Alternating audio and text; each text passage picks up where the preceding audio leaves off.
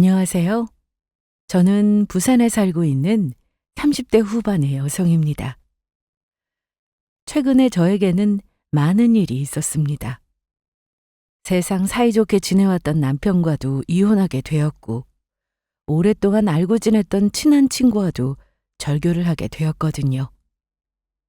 지금까지 살아오면서 단 한 번도 누군가와 연을 끊어본 적이 없던 저였는데, 살다 보니 이런 일이 생기기도 하는 게 인생이더라고요.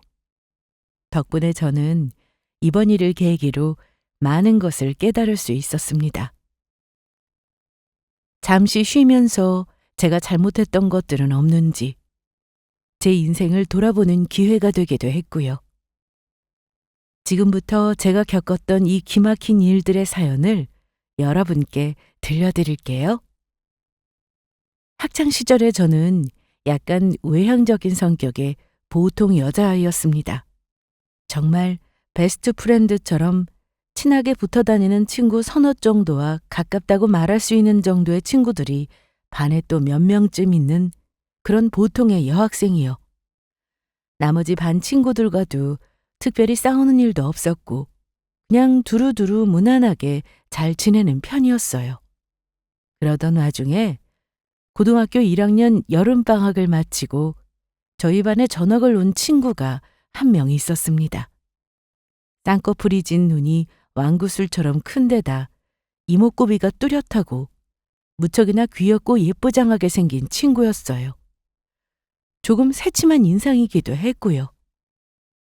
아버지가 직장에서 이곳으로 발령을 받는 바람에 부모님을 따라 서울에서 내려왔다고 하더라고요. 여기선 흔하게 볼 수 없는 서울 말투를 쓰는 친구이다 보니 약간은 더 신기하기도 했었죠. 안녕? 너 서울에서 왔다며? 나는 지원이, 서지원이야. 응, 안녕. 난 이혜연이야. 근데 너 되게 예쁘게 생겼다. 서울 애들은 다 이런가? 그런 이야기 자주 들었지. 아, 아니야. 무슨. 그리고 너도 예뻐. 어이구, 예쁘기는. 아닌 거 나도 알거든? 됐고, 너 아까 국어 시간에 선생님이 발표한 조자라고 하신 거 어디로 들어갈지 정했어? 안 정했으면 우리랑 같이 할래? 지금 딱 한 명 부족하거든. 정말 그래도 돼? 그러면 나는 너무 고맙지. 그럴 줄 알고 제가 먼저 물어본 것이었죠. 사실 아까 수업 시간에 혜연이가 누구랑 같이 할지 정하지를 못해서 눈만 이리저리 굴리고 있는 걸 봤었거든요. 이제 막 전학을 왔으니 아는 사람도 없을 테고 그렇다고 주위에 있는 아무나 붙잡고 말을 걸어서 같이 하자고 할 정도로 친화력이 좋은 성격인 것 같지도 않아 보였고요. 제 말에 혜연이는 뛸 듯이 기뻐하면서 환하게 웃었습니다. 보고 있는 저까지도 미소 짓게 만들 정도로 예쁜 웃음이었어요. 그 일을 계기로 저와 혜연이는 급속도로 가까워지기 시작했습니다. 그때 저는 학교를 마치고 곧장 독서실로 향했었는데 마침 제가 독서실로 가는 길과 혜연이 집이 방향이 같더라고요. 아파트도 거의 옆 건물이다 싶을 정도로 바로 근처였고요. 그래서 저희는 자연스럽게 하굣길 메이트가 되었습니다. 아직 익숙하지 않을 동네의 여기저기를 알려주기도 하고 같이 돌아오면서 분식집에 들러서 떡볶이와 호떡을 사 먹기도 했고요. 나중에는 혜연이가 제가 다니는 독서실을 같이 다니기 시작하면서 거의 절친이다 싶을 정도로 24시간을 함께하게 되었죠. 이거 이름이 뭐라고? 물떡! 물떡을 진짜 처음 먹어본다고? 응, 처음 먹어보는 게 문제가 아니라 보는 것도 난생 처음이야. 말도 안 돼. 서울에도 없는 게 있다고? 그거 뭐지? 우리 어제 먹은 거 밀면? 그것도 난 처음 들었어.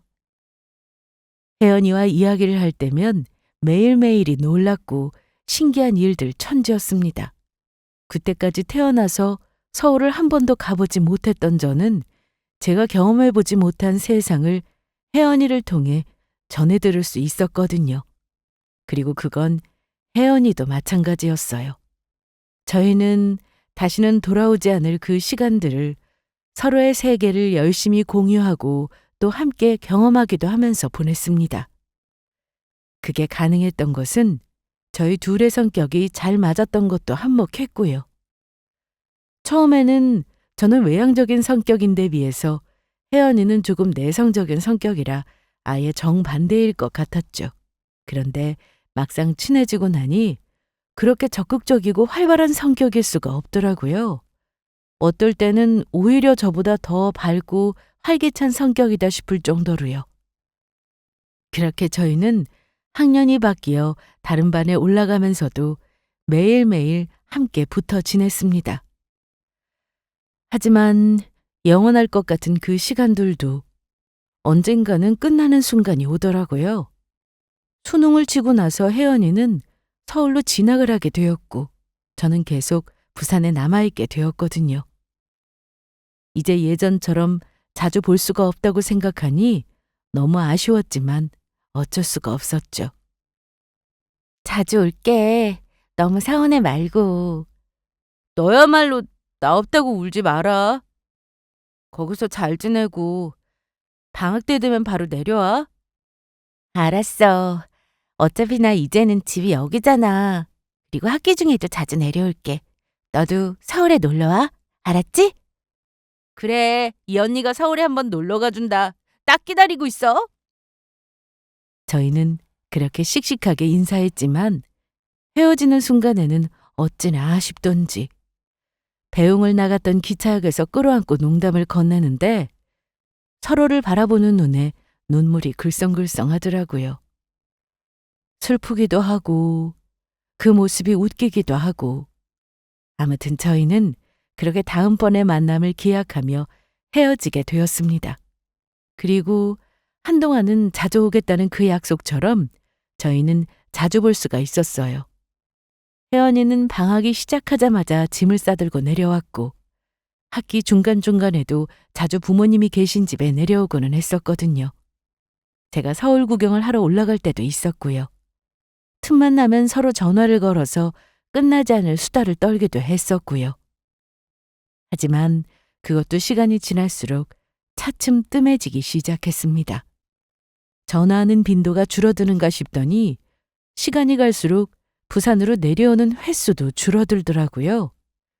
학기 중에는 수업과 과제로 바쁘다며 거의 내려오지 못했고 3학년이 되고 난 이후부터는 방학 때도 내려오지를 않았어요.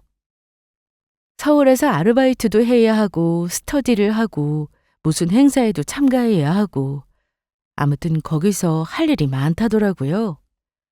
아쉽기도 하고 한편으로는 섭섭하기도 했지만 어쩔 수 없는 일이었습니다. 매일매일 붙어 다닐 때는 하루 온종일 수다를 떨고도 할 말이 또 있었는데 자주 보지를 못하니 오히려 할 이야기가 없어지더라고요. 그렇게 각자가 서로가 있는 곳에서 각자의 생활에 집중을 하다 보니 저희는 조금씩 멀어지게 되었습니다. 그리고 저희는 곧 졸업반이 되어 취업 준비를 병행하면서 더 연락이 뜸해질 정도로 바빠지게 되었고요. 그렇게 몇 년이 지나는 사이에 저는 연애를 시작했고 남자친구가 생겼습니다. 그 이전에도 연애를 하지 않았던 것은 아니었지만 이번에 만나게 된 상대는 조금 특별한 느낌이었어요. 그 사람과 처음 만나게 된 건 한 면접 스터디에서였어요. 저는 원래 졸업을 하고 나서 곧장 취업을 했던 회사를 다니고 있었는데 3년쯤 지나면서부터 술술 매너리즘이 오더라고요. 업무를 다 숙지했다는 생각이 들 때쯤 되니 이곳에서의 생활이 너무 정체되어 있다는 느낌이 들었고요. 그래서 이리저리 고민한 끝에 새로운 도전을 하기로 결심을 했었습니다. 당시의 목표는 연고지에 있는 공기업이었어요. 1년 정도 취업에 매달린 끝에 운 좋게 원하던 회사에 들어갈 수 있었죠. 그리고 제 남자친구는 그때 제가 공기업 면접 준비를 하면서 시작했던 스터디에서 알게 된 사람이었습니다. 나이는 저보다 2살이 많은 오빠였는데 저처럼 다른 회사를 다니다가 관두고 나왔다고 하더라고요. 저랑 여러모로 처지가 비슷해서 그런지 저희는 금방 친해질 수 있었습니다. 지훈 오빠, 발표 났어요? 어떻게 됐어요? 방금 확인했는데 나 떨어졌어. 아, 어떡해요. 오빠 진짜 열심히 했던 거 내가 다 알고 있는데 이번에는 운이 너무 안 좋았나 보다. 그러던 차에 서로 호감이 생긴 걸 느끼고 있었지만 둘 다 취준생의 신분이라 그런지 취업을 할 때까지는 조금 조심스럽더라고요. 그래서 썸 아닌 썸만 타고 있던 처지였죠. 당시에 그 오빠는 저와 같이 준비하던 회사는 최종 면접에서 떨어졌고 다른 회사에 면접을 보러 간 상태였거든요. 그런데 전화를 했더니 그곳 면접에서도 불합격을 했다는 대답을 하더라고요. 한 번도 들어본 적이 없었던 너무나도 실망한 목소리였죠. 저는 순간 안타깝기도 하고 위로해주고 싶기도 해서 제가 밥을 살 테니 잠깐 나오라는 이야기를 했습니다. 그리고 어떻게 위로를 해줘야 할까를 고민하면서 오빠네 집 근처에 밥집으로 걸어가고 있었죠. 그런데 잠시 후 도착한 식당 근처에서 저 멀리 보이는 오빠가 꽃다발을 들고 서 있는 거예요. 저는 어리둥절한 얼굴이 되어 가까이 다가갔습니다. 갑자기 웬 꽃이에요? 누구한테 받았어요? 받은 게 아니라 너한테 주려고 사온 거야. 자, 받아. 에? 저한테요? 응. 나 그동안 합격하면 고백하려고 기다리고 있었거든. 나랑 사귀자. 진짜예요? 거짓말 아니고? 뭐가 진짜라는 거야? 합격이? 아니면 고백이? 둘 다예요. 진짜 합격했냐고. 눈이 동그랗게 커져서 깜짝 놀라는 저를 보며 남자친구는 씩 웃더라고요. 아까는 놀라게 해주고 싶어서 거짓말을 한 거였다면서요. 저는 그런 줄도 모르고 뭐라고 위로를 해줘야 하나 고민하고 있었는데 어이가 없어서 오빠의 등짝을 때렸죠. 그날 그렇게 제 머리보다 더 커다란 꽃다발을 받고 위로주가 아닌 축하주를 들면서 저희의 일일이 시작되었습니다. 1년간의 취업준비생 신분을 벗고 드디어 다시 직장인이 되어 시작하는 연애는 참 좋더라고요. 넉넉해진 지갑 사정도 좋았지만 더 이상은 뭔가를 할 때 시간에 쫓겨가며 불안한 미래에 대해 걱정하지 않아도 된다는 점이 특히나 좋았습니다. 비로소 제 인생을 제가 책임지고 있다는 뿌듯함도 있었고요. 이제야 완전한 어른의 연애를 하고 있다는 생각이 들었죠. 둘 다 신분과 상황이 안정적이어서 그런지 남자친구와의 연애도 물 흐르듯이 순탄하기만 했습니다. 남자친구는 특별한 고집이 없는 사람이라 저에게 대부분 져주거나 양보를 잘하는 성격이었어요. 저도 원래는 호불호와 고집이 뚜렷한 성격이었지만 이상하게 남자친구의 앞에서만큼은 많이 맞춰주게 되더라고요. 아무래도 상대방이 먼저 저에게 잘 맞춰주고 잘한다는 사실을 알고 있어서인지는 모르겠지만요. 남자친구는 제가 싫어하는 일을 일체 하지 않았고 거기다가 눈치와 센스까지 있었어요. 남녀 사이가 오래 가려면 잘해주는 게 중요한 게 아니라 싫어하는 걸 하지 않는 게 더 중요하다고 하잖아요.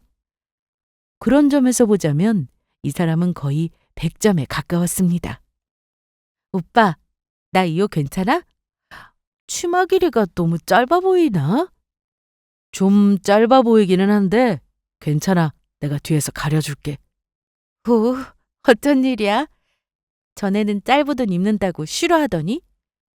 싫기는 한데 네가 옷에 터치하는 거 싫다며. 그냥 너 입고 싶은 대로 입어. 내 눈치 보지 말고. 그것도 자기 개성이지 뭐. 언젠가 남자친구가 제가 여자친구들과 만날 때 입고 나갔던 옷을 지적한 적이 있었거든요. 옷 길이가 긴네, 짧네, 나시가 너무 파였네, 어쩌네 하면서요. 하지만 제 기준에는 전혀 짧지 않은 옷이었기에 그날은 사귄 이후로 처음으로 둘이서 다투게 되었던 날이었어요. 저는 내가 좋아하고 예뻐 보이는 옷을 내가 입고 싶을 때 자유롭게 입고 싶다고 말했고요. 그 말에 대해서 진지하게 고민을 했는지 며칠 뒤 남자친구는 저에게 이렇게 말했습니다. 이런 식으로 그 사람은 제가 싫다고 하는 말이나 행동들을 대부분 기억해 두었고 그 뒤로는 같은 행동을 반복하는 경우가 거의 없었어요.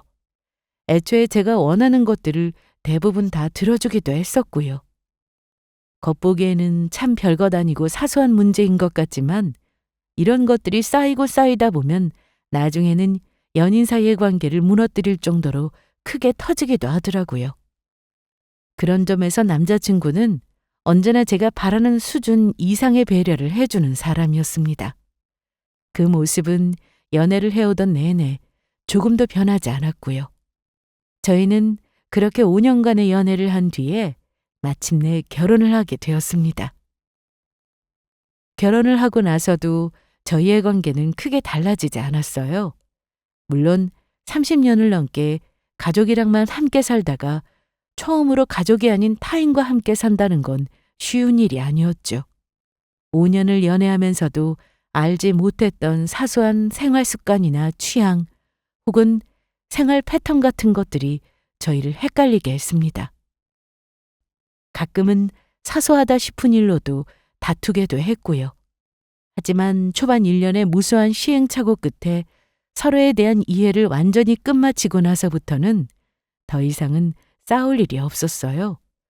그냥 서로가 그런 사람인가 보다 하고 이해하고 넘어가게 되었죠. 사실 싸울 때도 거창하게 싸웠다고 말하기도 우스운 수준이었고요. 고작 이해를 못해주는 상대방에게 속으로 혼자 삐져서 다음날 아침 당번이 상대방의 계란 후라이에 소금을 과하다 싶게 많이 치는 정도였죠. 결혼 5년 차, 연애를 했던 횟수를 넘어가려는 이제 와서는 그마저도 귀엽게 보이는 수준이었고요. 그렇게 지금까지도 저희는 안정적인 결혼 생활을 하고 있었고 여전히 친구처럼 연애하는 커플처럼 사이가 좋은 부부였습니다. 저를 충격에 빠뜨렸던 바로 그 사건이 있기 직전까지만 해도요. 어느 날 저는 제 핸드폰에 모르는 번호로 부재중 전화가 걸려와 있는 것을 발견했습니다. 저는 곧장 다시 전화를 걸었죠. 여보세요? 전화가 와 있어서 다시 연락드렸습니다. 실례지만 누구시죠? 지연아, 나 혜연이야, 이혜연. 혜연이? 고등학교 때 이혜연? 잘 지냈어? 혹시나 해서 걸어봤는데 너 번호 안 바뀌고 그대로였구나. 몰랐던 핸드폰 번호의 주인공은 바로 혜연이었어요. 대학교 때까지만 해도 친하게 지냈던 바로 그 친구요. 이름까지 듣고 보니 혜연이의 목소리가 맞았습니다. 저는 너무 반갑기도 하고 오랜만에 연락이 닿은 것이 신기하기도 해서 소리치듯 말했어요. 야, 어떻게 된 거야? 내가 전화하니까 없는 번호라고 나오던데. 너무 오랜만이지. 미안해. 그동안 연락 못해서. 그게 사실 나 미국에 어학연수 다녀오고 나서 핸드폰 번호를 바꿨었는데 바꾸자마자 핸드폰을 잃어버렸어. 그래서 전화번호가 싹 다 날아가고 연락할 방법도 없지 뭐야? 아, 진짜? 그래서 연락을 못했었는데 그런데 예전에 메모했던 수첩들 뒤지다 보니까 거기 네 번호가 적혀 있더라고. 그랬구나. 어쩐지 너무 연락이 안 되더라. 나는 또 무슨 일이 있나 싶었지. 다른 애들한테 물어봐도 다 네 연락처 모른다고 하고 너랑 연락하고 있는 애들이 없더라고. 그제서야 연락이 닿지 않았던 그 긴 시간들이 이해가 되기 시작했습니다. 저 말고도 다른 친구들 모두와도 연락이 다 끊겼었다고 하더라고요. 물론 연락이 끊기기 직전에도 저희는 통화 빈도가 확연히 줄어들어 있었지만요. 어쨌든 몇 년 만에 연락이 닿은 친구가 너무나 반가웠습니다. 오랜만에 하는 연락이라 어쩌면 혜연이도 용기가 필요했을 텐데 싶기도 했고요. 이렇게 먼저 전화를 해준 게 고마웠죠. 그리고 나 이제 서울 생활 정리하고 고향에 내려왔거든. 얼굴 한번 보자. 너 지금 어디 살아? 완전히 내려왔다고? 너무 좋다. 나 전에 살던 본가 근처에 살아. 야, 이럴 게 아니라 우리 당장 만나자. 아, 그래? 잘 됐다. 나도 마침 그 동네로 이사 왔거든. 저희는 바로 만날 약속을 잡고 그날 저녁 집 근처의 카페에서 만났습니다. 신기하게도 같은 동네로 이사를 왔다더라고요. 저는 본가 근처에 신혼집을 얻었던 이후로 남편과 함께 계속 그곳에서 살고 있었습니다. 혜연이도 사실 이쪽이 익숙해서 이사를 왔고 이사를 오고 나니까 제 생각이 많이 났었다고 하더라고요. 나 사실 그동안 지원이 너 보고 싶다는 생각은 자주 했었는데 연락을 너무 오래 못했다 보니까 점점 하기가 힘들어지더라고. 미안해. 에이, 뭐가 미안해. 그렇게 따지면 나도 미안하지. 나도 너한테 연락 자주 못했었는데. 그나저나 잘 지냈어? 어떻게 다시 부산에 내려올 생각을 했어? 너 예전에는 서울에서 완전 정착할 것처럼 이야기했었잖아. 그랬었지. 이야기하자면 사연이 긴데. 사연이 길다는 이야기처럼 혜연이에게는 정말로 제가 몰랐던 많은 일들이 있었습니다. 10몇 년여 만에 다시 만난 사이였으니 물론 이상한 일도 아니었겠지만요. 혜연이는 그 사이에 저처럼 결혼을 했었다더라고요. 그리고 이혼했어. 얼마 전에. 뭐? 이혼했다고? 정말 뜻밖이었습니다. 아무리 이혼을 많이 하는 세상이라지만 우리에게는 그런 일이 없을 거라고 생각했거든요. 막연한 바람이 아니라 거기에는 그럴 만한 이유도 있었습니다. 혜연이의 부모님이 이혼을 하신 분들이었거든요. 그것도 고등학교 2학년에 올라가자마자 두 분이 이혼을 하시고 어머니는 다시 서울로 올라가셨죠. 그때 혜연이가 그 일로 얼마나 힘들어 했었는지를 똑똑히 기억하고 있었던 저로서는 같은 선택을 했다는 게 믿기지가 않았습니다. 당시에 혜연이가 울면서 나는 이혼을 할 거라면 차라리 애초에 결혼을 안 할 거야 라고 말했던 게 저는 아직도 기억이 나거든요. 물론 인생은 100% 나의 바람처럼 되는 게 아니고 이혼은 특히나 상대방의 귀책사에도 따져야 하는 일이니 더더욱 쉽지 않았겠지만요. 남편이 바람을 피웠어. 뭐 그런 아, 미안해. 나도 모르게. 아니야, 괜찮아. 나도 욕 많이 했는데 뭘. 저도 모르게 입에서 욕이 튀어나갔어요. 하지만 그래도 남의 남편이었다는데 너무 심했나 싶어서 입을 다물었지만요. 혜연이는 그런 저를 보며 슬며시 웃었습니다. 궁금한 것도 많았고 자세히 물어보고 싶기도 했지만 어쩐지 물어볼 수가 없더라고요. 꼭 오늘이 아니라도 언젠가는 사연을 들을 날이 있겠지 싶어서 저는 다음을 기약했습니다. 그리고 저희는 그동안에 밀린 안부를 주고받으며 서로의 근황에 대해서 수다를 떨었어요. 시간 가는 줄을 모르고요. 당신 아까 어디 갔었어? 나 운동 가기 전에 집에 들르니까 없던데. 아, 나 오늘 진짜 오랜만에 친구 만났어. 친구? 무슨 친구? 혜연이라고 내 고등학교 때 진짜 친했던 친구가 있거든? 서로 바빠서 한동안 연락이 끊겼었는데 오늘 갑자기 연락이 온 거 있지? 알고 보니까 우리 집 근처로 이사를 왔다고 하더라고. 제가 바닥 물걸레질을 하는 사이에 설거지를 하고 있던 남편이 갑자기 뒤를 휙 돌아보더라고요. 그 인기척에 저도 남편 쪽을 바라보았죠. 제 착각이었는지는 모르겠지만 그 순간 남편의 눈이 당혹스러움으로 커져 있었던 것 같았어요. 왜 그래? 친구 누구라고? 혜연이. 당신 모르는 친구야. 그동안 연락이 끊겨서 우리 결혼식에도 안 왔었고. 왜 그렇게 놀라? 놀라긴 그냥 내 친구랑도 이름이 똑같아서 신기했어. 오랜만에 당신 재밌었겠네. 하긴 혜연이가 흔한 이름이기는 하지. 남편은 다시 아무렇지도 않게 웃으며 설거지를 시작했습니다. 그리고는 금방 또 다른 화제로 넘어갔었기에 저도 그 일을 대수롭지 않게 넘겼었고요. 문득 방금 전에 제 눈으로 목격했었던 남편의 묘한 얼굴이 눈앞에 아른거리기는 했지만 크게 신경 쓰지는 않았고 저도 얼마 지나지 않아 곧 그 일을 잊어버렸죠. 그 뒤로 저는 혜연이와 자주 연락을 하게 되었습니다. 사회생활에서만 만난 직장 동료들과 일에 찌든 대화만 하다 보니 옛 친구들과의 수다가 그리울 때가 많았거든요. 혜연이와 만나 오랜만에 고등학교 시절의 이야기를 하고 있으면 마치 그 시절로 돌아간 것만 같은 착각이 들 때도 있었고요. 대학 입시 이외에는 세상살이에 아무런 걱정도 없던 그때 그 시간이 참 그립더라고요. 이제는 두 번 다시 돌아갈 수 없는 우리의 청춘이었으니까요.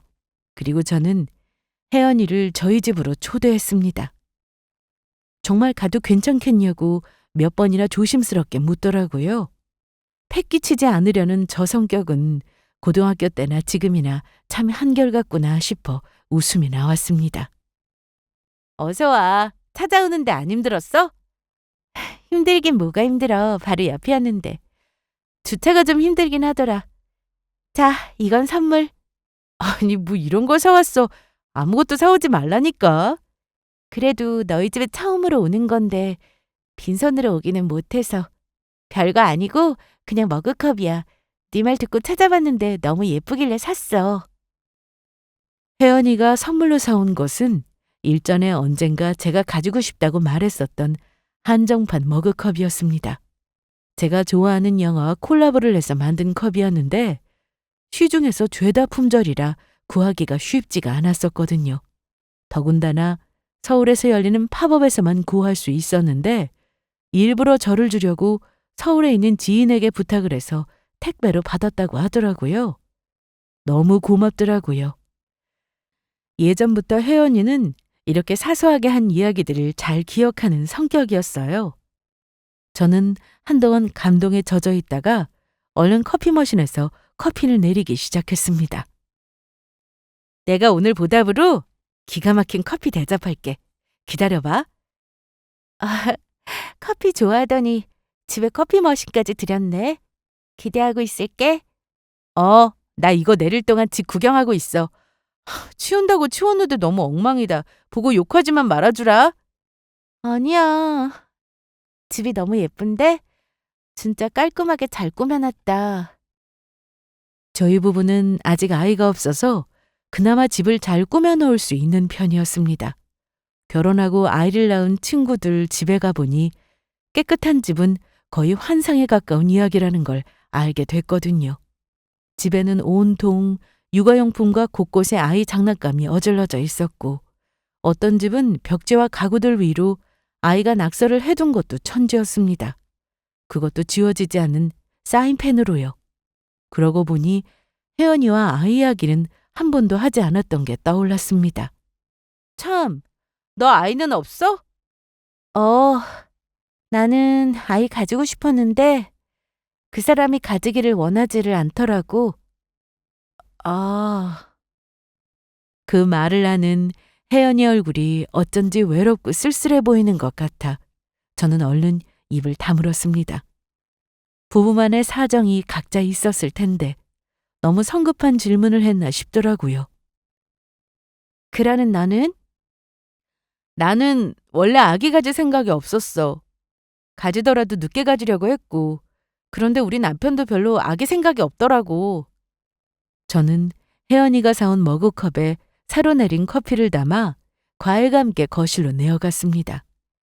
혜연이의 시선이 오래도록 머무르고 있는 곳은 거실의 TV 장식장 옆 남편과 저의 사진 속이었네요. 웃기게도 저희 부부는 웨딩 촬영 사진을 아직도 진열해 놓고 있었거든요. 아직도 부부 사이가 좋나 봐. 웨딩 사진이 거실에 있는 걸 보면. 놔둘 게 없어서 장식해둔 거지 뭐. 그래서 싸울 때마다 확 딱 갖다 버릴까 싶기도 해. 남편은 어떤 사람이야? 너한테 잘해줘?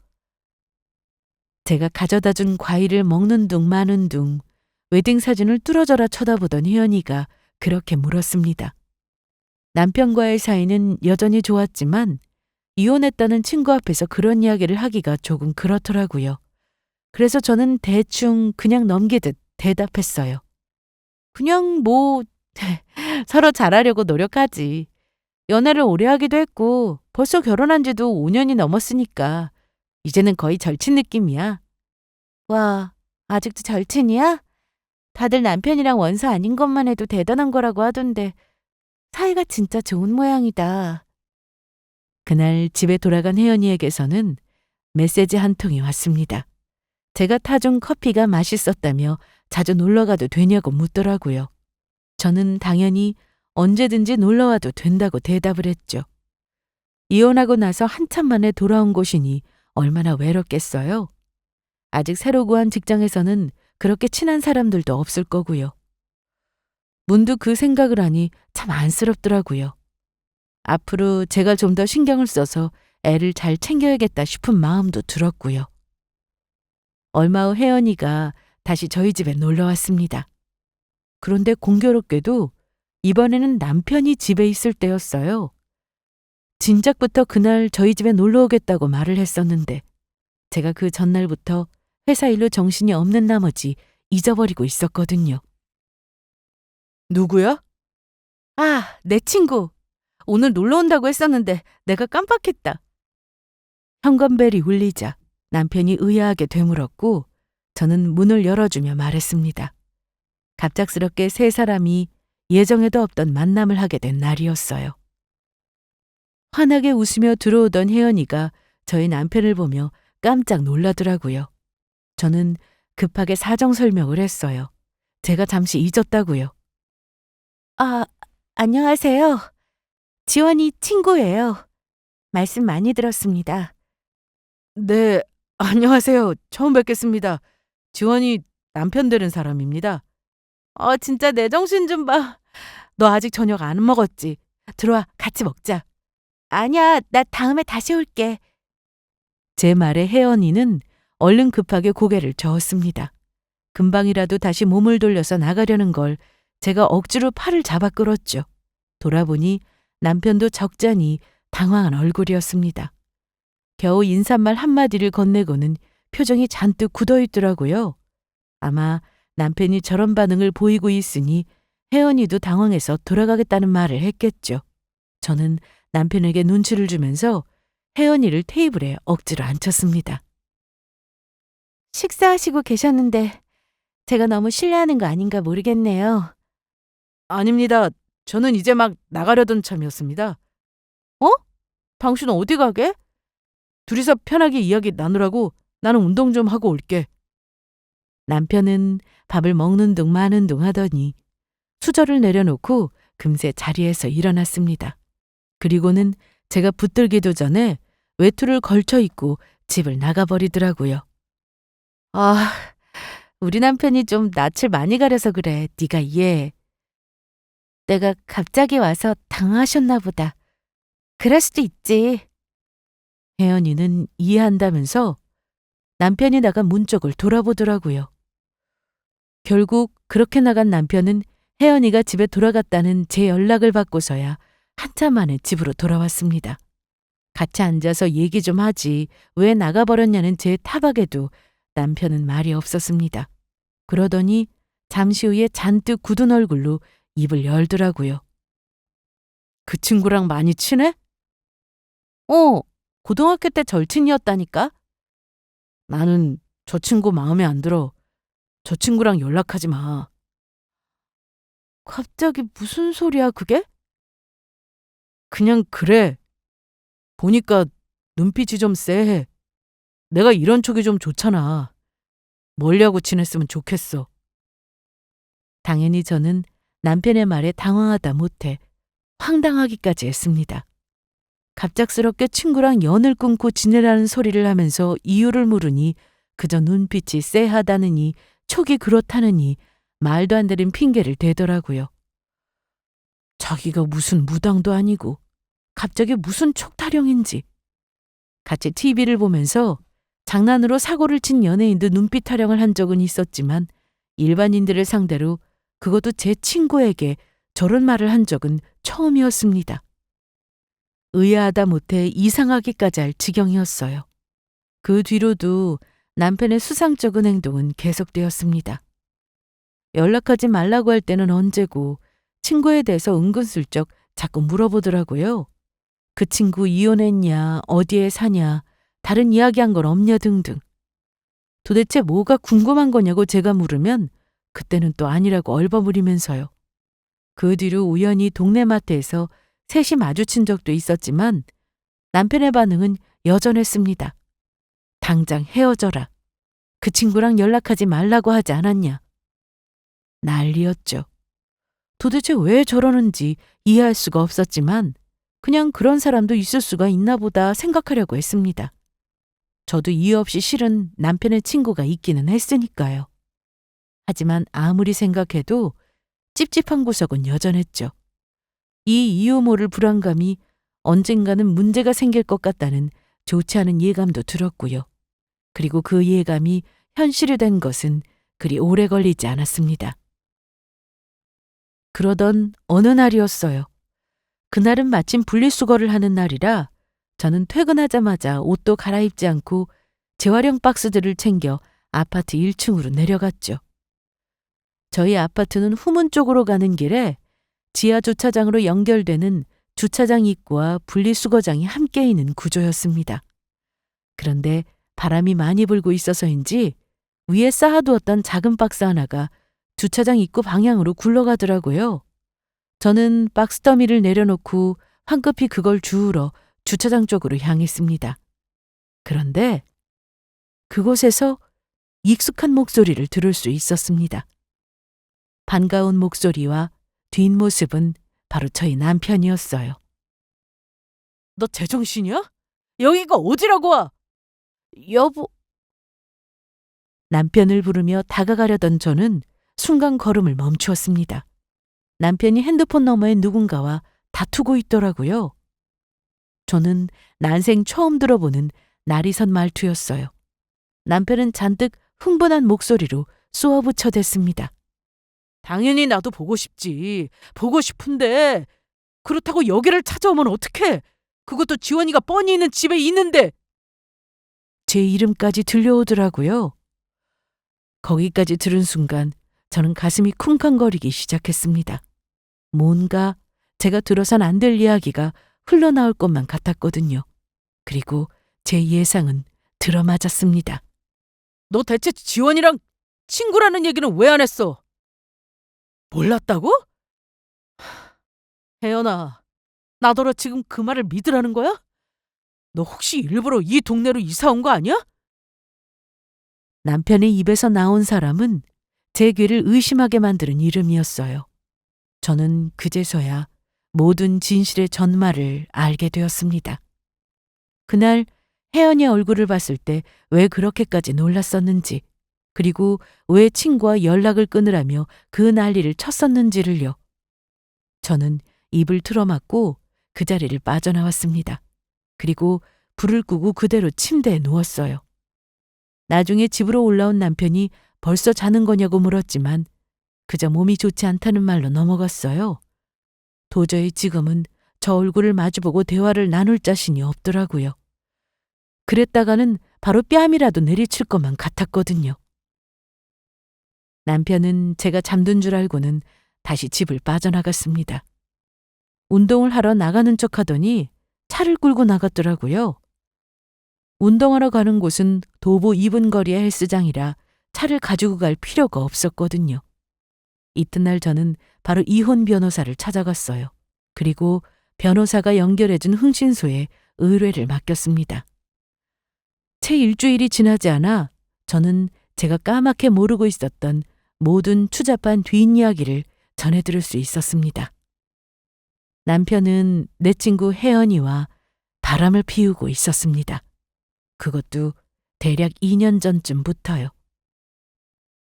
남편은 저에게 외도 사실을 철저하게 숨길 수 있었지만 혜연이는 그렇지 못했습니다.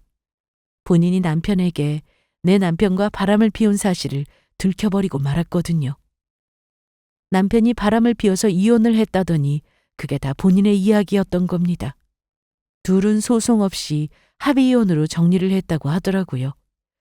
조용히 헤어져 주는 대신 그 과정에서 이혜연이 위자료와 재산 분할로 전 남편에게 꽤나 많은 돈을 뜯겼다고 들었습니다.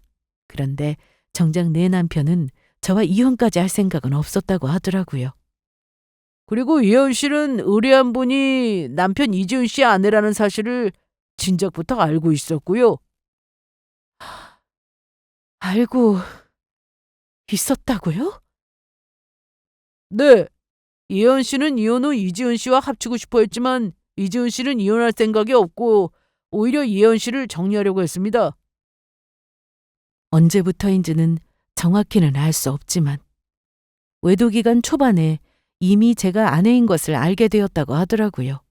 아마 우연한 기회의 일이었겠죠.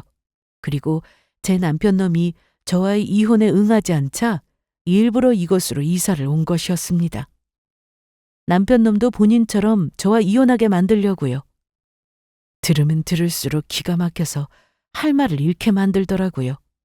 그러면서도 태연하게 저에게 연락을 해서 저희 집에 초대를 하게 만들고 저와 남편의 웨딩 사진을 빤히 들여다보던 그 모습이 떠올랐습니다. 기가 막히다 못해 온몸에 소름이 끼칠 정도였어요. 더 기가 막힌 것은 그 다음에 이어진 흥신소 직원의 이야기였습니다. 직원이 남편의 뒤를 밟다 보니 뜻밖의 사실을 또 알게 되었다고 하더라고요. 그건 이혜연의 이혼을 계기로 잠깐의 이별을 거쳤던 두 사람이 최근에 다시 만나기 시작했다는 소식이었어요. 그것도 둘은 거의 하루도 빠짐없이 만나고 있었습니다. 만약 충분한 시간이 없으면 단 10분의 짬을 내서라도 얼굴만이라도 보고 돌아가는 정성까지 보이면서요.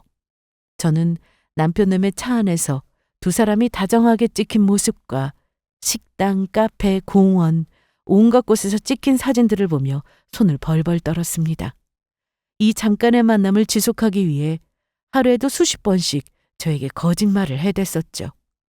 운동을 가고 있다. 날씨가 좋아서 잠깐 산책을 나왔다. 회사 일이 밀려서 야근을 조금 하다 들어가겠다 등등의 거짓말들을요. 저를 더 미치게 만들었던 건 이 사건이 있기 전까지 저와 남편의 사이가 그렇게 좋았다는 사실이었습니다.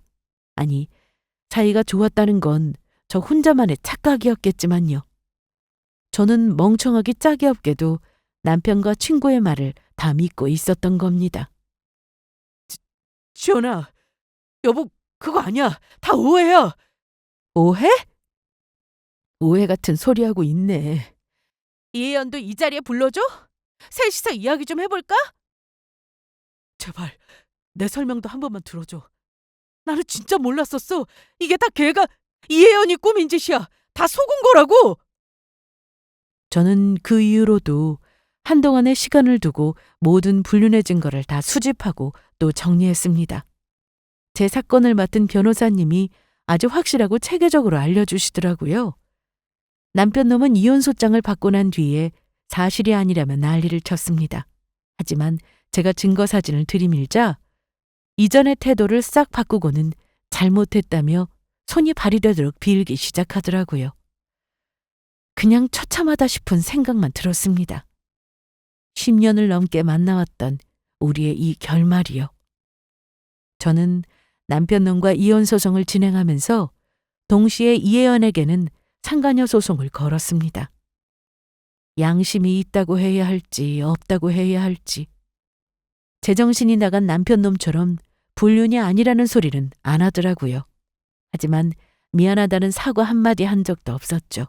그저 빤히 제 얼굴을 쳐다보면서 정신 나간 사람처럼 중얼거리듯 같은 말만 반복해서 할 뿐이었습니다. 그냥 네가 너무 부러웠어.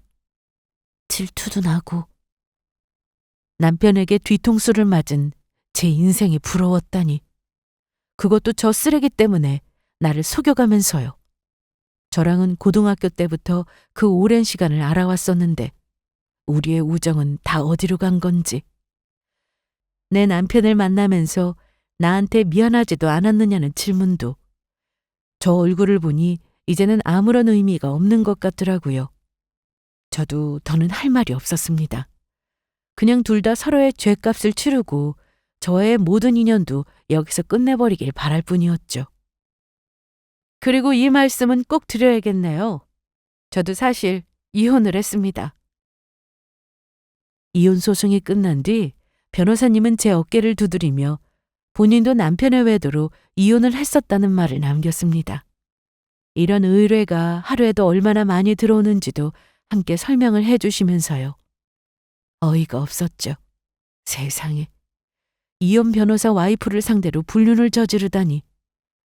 그런 멍청한 놈이 이 세상에 있을까 싶었는데 정말로 있더라고요. 저는 그제서야 알게 되었습니다. 이 세상에 쓰레기보다 못한 인간들이 얼마나 많은지를요. 그리고 그 쓰레기 중에는 내가 사랑했던 남편과 내 절친한 친구도 있었죠. 그 일이 있고 난 뒤로 어느새 벌써 해가 바뀌었어요. 그래도 인생은 계속되고 이혼했다고 세상이 끝나는 것도 아니더라는 변호사님의 말이 기억에 남습니다. 본인도 이혼한 직후에는 그냥 남편을 죽이고 싶다는 생각만 들고 분노에 온통 사로잡혀서 하루하루를 지옥처럼 살고 있었다고요. 하지만 시간이 조금 흐르고 나니까 그렇게 살고 있는 자신이 안타까워서 너무 후회가 되더라고 말했습니다.